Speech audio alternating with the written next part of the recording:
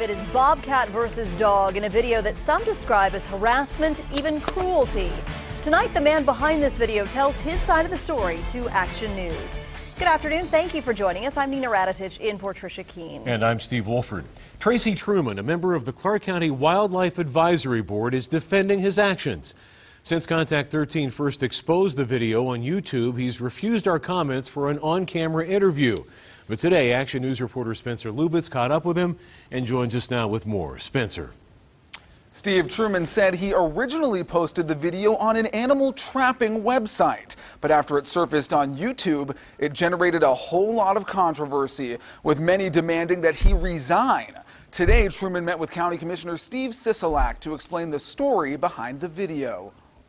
When we first caught up with Tracy Truman outside of the commissioner's office, he was not eager to explain. This is your opportunity right now, sir. Yeah, my answer is leave me alone. Truman said the fallout from the video has made him, his family, and his office staff the target of violent threats from people he believes have been after him since he was appointed to the Clark County Wildlife Advisory Board. If I made a video and made a mistake, that's my mistake.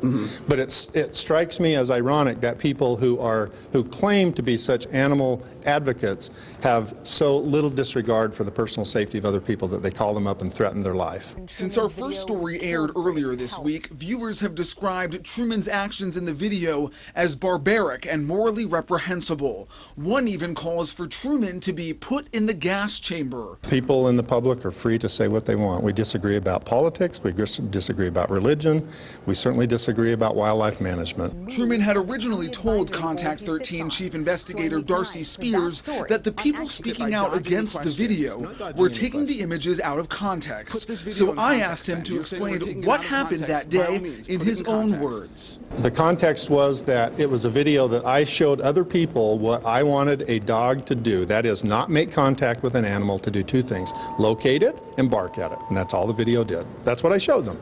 But he did not mention what animal advocates consider to be the most controversial part of the video.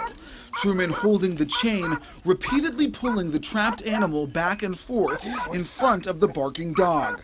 He did, however, bring that same trap to show Commissioner Sisolak how he believes it is a humane way to catch an animal. Trap has a flat, smooth surface. There aren't any cutting edges.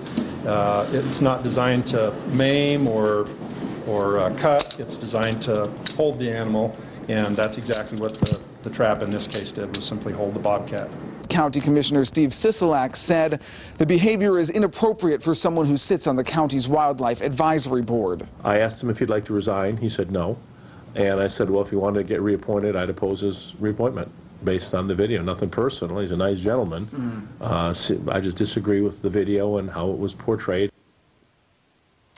The video is now the focus of a state investigation by the Nevada Department of Wildlife. When I asked Truman if he had the chance to do it all over again, would he have done anything differently?